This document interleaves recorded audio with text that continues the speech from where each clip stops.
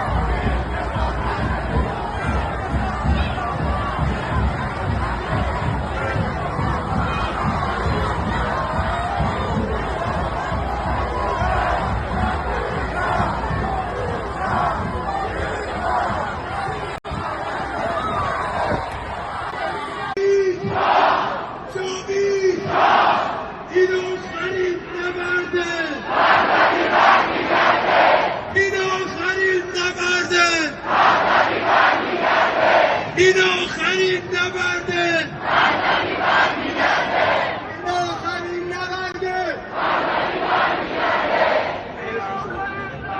شد میگن خیلی محکم ما خیلی جدی باید باشیم وسط جمع محکم صدامون همه بشنن خب این آخرین نبرده.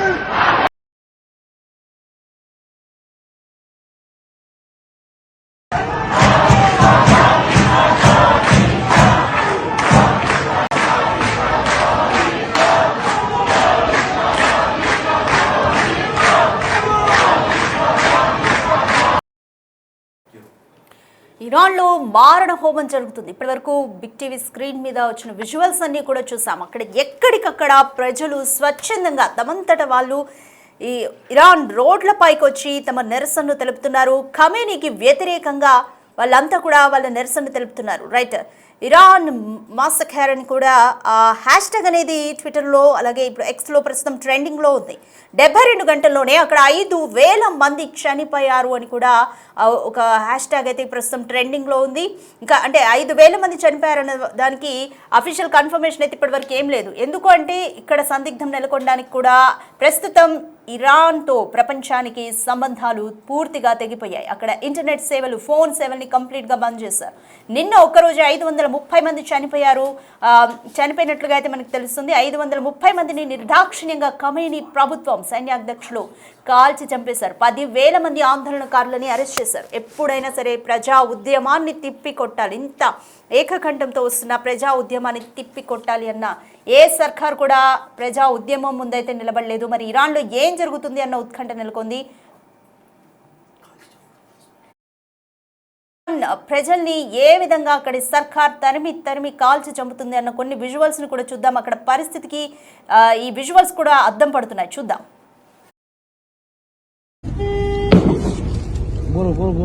ना बाबा शुरू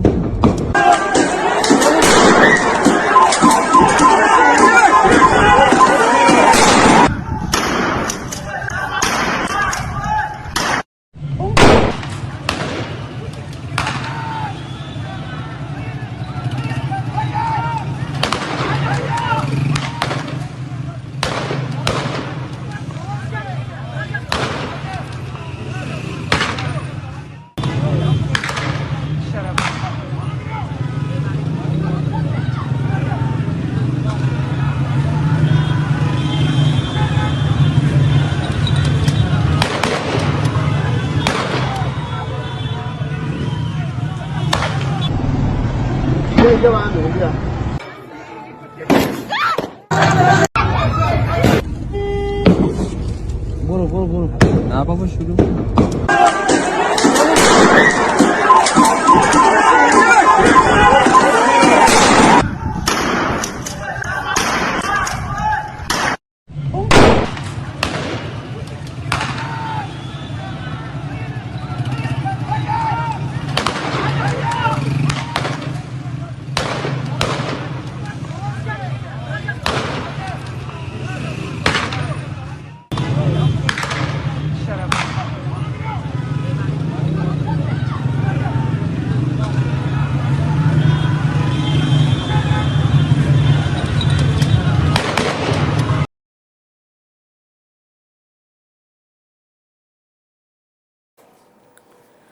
రైట్, నిరాయుధులపై అక్కడి భద్రతా బలగాలు చేస్తున్న ఈ సామూహిక హత్యాకాండను ఎలా చూడాలి? దీని పట్ల ప్రపంచం స్పందిస్తోంది. ఇరాన్ వాయిస్ను ప్రపంచం వింటోంది. ఐక్యరాజ్య సమితి కూడా ఏదో ఒక చర్యలు తీసుకుంటుంది అన్న ఆశతో అక్కడ వాళ్ళు ఉన్నారు. అలాగే ట్రంప్ వచ్చి మమ్మల్ని కాపాడుతారు అన్న ఇదిలో కూడా ఉన్నారు. ట్రంప్ ఇప్పటికే యుద్ధ విమానాల్ని దుబాయ్కి పంపినట్లుగా కూడా అయితే తెలుస్తుంది. వెనిజులాకి పట్టిన గతే ఇరాన్కి కూడా పట్టబోతుందా అనేది చూడాలి. అదే జరిగితే అక్కడ ఇరాన్ ప్రజలు కూడా సంతోషించే సిచ్యువేషన్స్ అన్నీ కనిపిస్తున్నాయి. అయితే ట్రంప్ ఖమేనీని ఏం చేస్తారు అన్న ఉత్కంఠ కూడా మరోవైపు నెలకొంది. మోర్ డీటెయిల్స్ మా ప్రతినిధి శివాని అడిగి తెలుసుకుందాం. రైట్ శివ, ప్రస్తుతం ఇరాన్లో నెలకొన్న సిచ్యువేషన్ అయితే చూస్తున్నాము. 72 గంటల్లోనే 5,000 మందిని అక్కడి భద్రతా బలగాలు చంపేశారు అన్న ఒక హ్యాష్ ట్యాగ్ కూడా, ఇరాన్ మాసఖేర్ అని కూడా హ్యాష్ ట్యాగ్ అనేది ట్రెండ్ అవుతుంది. ప్రస్తుతం అసలు అక్కడి సిచ్యువేషన్ ఏ విధంగా ఉంది అనేది అఫీషియల్ ఇన్ఫర్మేషన్స్ కూడా ఏమీ బయటికి రాని పరిస్థితి అయితే నెలకొంది. మరి నేపథ్యంలో ట్రంప్ కూడా ఏం చేస్తారు, ఈ పరిస్థితి ఎలా సద్దుమణుగుతుంది అన్న ఒక ఉత్కంఠ నెలకొంది. Complete details. మీరు చెప్పినట్లుగా ప్రెసెంట్ అయితే ఇరాన్ లో ఎమర్జెన్సీ కొనసాగుతుంది రాధిక. ఇక రోడ్లు ఆసుపత్రులు అయితే దారుణమైన పరిస్థితులను అక్కడున్న ప్రజలు ఎదుర్కొంటూ ఉన్నారు. అంటే ఎటు చూసినా గానీ కుప్పలు టప్పులుగా అక్కడ శవాలు అనేవి పడిపోయి ఉన్నాయి. భీతావహ వాతావరణం అనేది ఇక్కడ కొనసాగుతోంది. అంటే 72 గంటల్లోనే 5,000 మంది మృతి చెందారు అనేది కూడా ఒక సమాచారం అయితే అందుతోంది. కానీ దానికి సంబంధించి అక్కడ గొడవలు జరుగుతున్న నేపథ్యంలో ఇంటర్నెట్ సేవలను నిలిపివేసినట్లుగా కూడా తెలుస్తోంది. ఆ సమాచారం ఎక్కడ కూడా షేర్ కాకుండా ఉండాలి అనేది ప్రధానంగా భావిస్తోంది అక్కడున్న సుప్రీమో గానీ అక్కడున్న అధికార వర్గాలు కానీ. ఈ నేపథ్యంలోనే అక్కడ ప్రభుత్వానికి వ్యతిరేకంగా రోడ్లపైకి వచ్చి నిరసన తెలియజేస్తున్నారు. అక్కడున్న సుప్రీం లీడర్ ఎవరైతే ఉన్నారో ఖమేనీకి వ్యతిరేకంగా ఆ ప్రభుత్వానికి వ్యతిరేకంగా అక్కడ నిరసనలు తెలియజేస్తూ ఉన్నారు. దానిలో భాగంగా నిత్యావసర ధరలు, ఈ నిరసనల వల్ల నిత్యావసర ధరలు ఆర్థిక సంక్షోభం అనేది ఎక్కువగా అక్కడ కొనసాగుతుంది. ఆర్థిక సంక్షోభం కారణం ప్రభుత్వ వర్గాలు అంటే ప్రభుత్వం వ్యవహరించిన తీరు అనేది ప్రధానంగా అక్కడున్న ప్రజలు భావిస్తున్నారు. దానిలో భాగంగానే అక్కడ నిత్యావసర ధరలు కూడా భారీగా పెరిగిపోతున్నాయి. ద్రవ్యోల్బణంలో వస్తున్న మార్పులతో అక్కడున్న పాలకుల పైన ప్రజలైతే తీవ్ర అసంతృప్తి వ్యక్తం చేస్తున్నారు. ఇరాన్ పాలనపై జనం వ్యతిరేక స్వరం అయితే వినిపిస్తూ ఉన్నారు. అయితే ప్రజలపై భద్రతా బలగాలు దాడులు చేస్తున్న నేపథ్యంలో తీవ్ర గాయాలతో అనేక మంది ప్రజలు ఆసుపత్రులకు చేరుతున్నారు. ఆసుపత్రులన్నీ కూడా ఖాళీ లేక, సరైన వసతి లేక, సరైన ట్రీట్మెంట్ లేక అనేక ఇబ్బందులు పడుతున్నారు. కొంతమంది ఆసుపత్రికి వెళ్లి ప్రాణాలు విడిచిన, సరైన ట్రీట్మెంట్ అంతగా ప్రాణాలు విడుస్తున్నారు. అంతే అనేక మంది ఎమర్జెన్సీలో చేరారు. అనేక మందికి రోడ్లపైనే ట్రీట్మెంట్ అందిస్తున్నారు. ఆసుపత్రుల ఆవరణలోనే నేలపైనే ట్రీట్మెంట్ అందిస్తున్న పరిస్థితి ప్రజెంట్ కనిపిస్తోంది. అంటే మరోవైపు రక్తం అందుబాటులో లేక ఈ కాల్పుల వల్ల భద్రతా బలగాలు జరిపిన కాల్పుల్లో కానీ దాడుల్లో కానీ అనేక మంది అనేక విధాలుగా రక్తాన్ని కోల్పోయారు. ఆ రక్తం కూడా చాలా మందికి ఆ బ్లడ్ గ్రూప్స్ అనేవి కూడా అందుబాటులో లేకపోవడం వల్ల కూడా చాలా మంది చనిపోయినట్లుగా కూడా అక్కడున్న అధికార వర్గాలు చెప్తున్నాయి.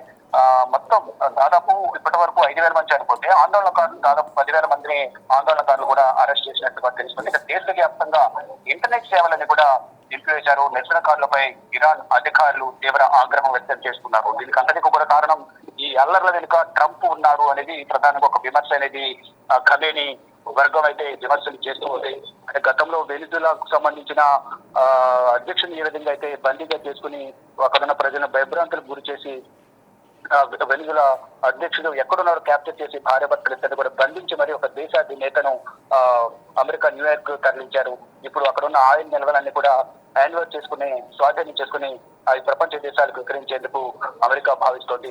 ఇక నెక్స్ట్ వంతు ఖమేనీ మీద, ఇరాన్ మీద దృష్టి పడింది. అమెరికా అధ్యక్షుడు ట్రంప్ దృష్టి పడిన నేపథ్యంలో ఇప్పుడు అక్కడ అల్లర్లు క్రియేట్ చేసి అతన్ని కూడా బందీగా చేసుకుని అక్కడున్న ఆయిల్ నిల్వలను స్వాధీనం చేసుకుని వ్యాపారం చేసుకోవాలని చూస్తున్నారు అనేది కూడా ఇటు ఖమేనీ వర్గం, కొంతమంది నిపుణులు ట్రంప్ తీసుకుంటున్న నిర్ణయాలు కానీ, వ్యవహరిస్తున్న తీరు కానీ, ఆయన పట్ల వ్యతిరేకత కానీ వ్యక్తం చేస్తున్న పరిస్థితి కనిపిస్తోంది. ప్రజెంట్ ఇక ఇప్పటికే ఇరాన్ పై దాడి చేసేందుకు యుద్ధ సామాగ్రిని, యుద్ధ విమానాలని కూడా దుబాయ్కి తరలించినట్టుగా తెలుస్తోంది. ఇక ఇరాన్ ప్రజలు కూడా ఒక నియంత పాలనలో ఉన్నాం ఇప్పటి వరకు. ఒక వర్గం ప్రజలు ఖమేనీ నియంత పాలన కొనసాగించారు. ఆ నియంత పాలనలో ఎన్నాళ్ళు ఉన్నాము, ఇప్పుడు ట్రంప్ మాకు బాధ్యతగా నిలుస్తారు అనేది ఒక ఆశాభావం అయితే వ్యక్తం చేస్తున్నారు. కానీ ఈలోపే వేల సంఖ్యలో మృతి చెందుతూ ఉన్నారు.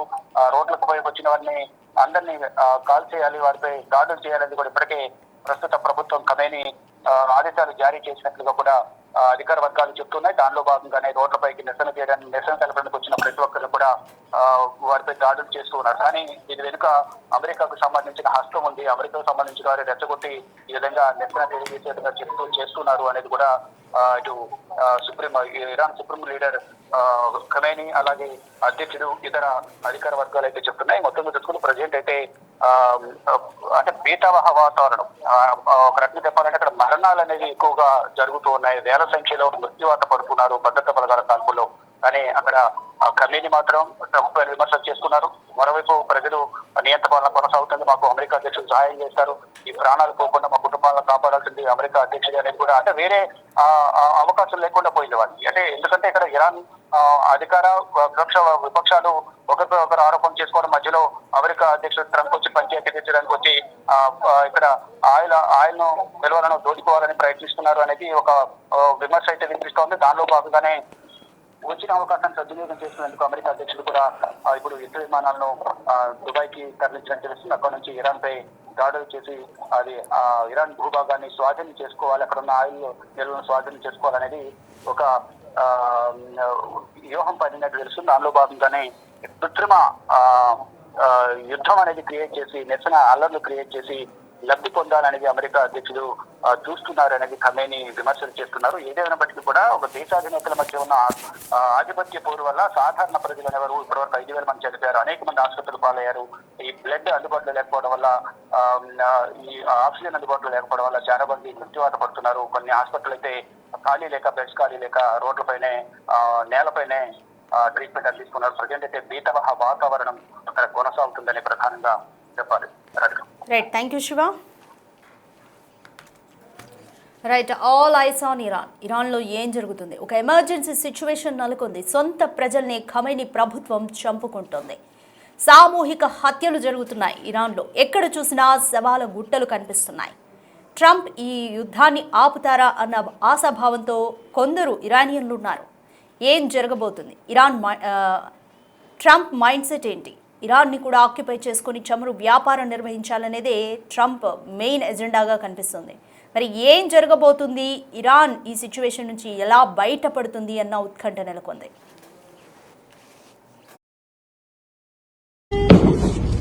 बोलो बोलो बोलो ना पापा शुरू